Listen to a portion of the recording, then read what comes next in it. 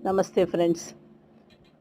భూమాతని, గోమాతని ముందు తరాలకు అందించడానికి 1 ఎకరం భూమి, ఒక ఆవుని ఉచితంగా ఇస్తాను. రండి వ్యవసాయం నేర్చుకోండి.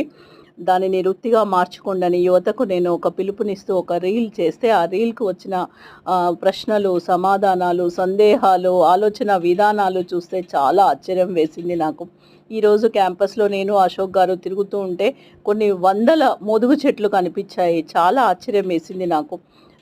నేను క్యాంపస్‌లో జనవరి నుంచి గమనిస్తున్నాను. ముందు నిండుగా ఆకులు, తర్వాత ఆరెంజ్ కలర్‌లో మొత్తము పువ్వులే, చెట్టు నిండా పువ్వులే మోదుగ చెట్టుకు. తర్వాత అన్నీ కాయలే. ఆ కాయల్ని తినడానికి వేల పక్షులు రావడము, ఆ కాయలన్నీ గాలులకు వెదజల్లడము, తర్వాత మళ్ళీ తన పచ్చదనాన్ని కప్పుకొని నిండగా చెట్లు పెరిగినయి చూసి, ఆ మోదుగ చెట్టు కదలకుండా తన సంతతిని ఎలా పెంచుకుంటోంది. కొన్ని వేల చెట్లు కనిపించాయి.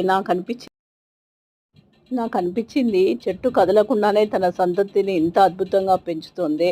మంచి ఆలోచన శక్తి, విజ్ఞానం కలిగిన మనం ఏం చేస్తున్నామని. ఒక పనిని పూర్తిగా చేయడానికి కూడా మనం ఇష్టపడట్లేదు. ఎన్నో అనుమానాలు, ఎన్నో ఆలోచనలు. అసలు పని మొదలుపెట్టకముందే ఇన్ని ఆలోచనలా అని చాలా ఆశ్చర్యం వేసింది. ఆ చెట్టును చూసైనా మనం మారుదాం అనిపించింది. ఫ్రెండ్స్, రండి భూమాతని, గోమాతని కాపాడుదాం. కలిసి పనిచేద్దాం. లోకాన్ని రక్షించుకుందాము.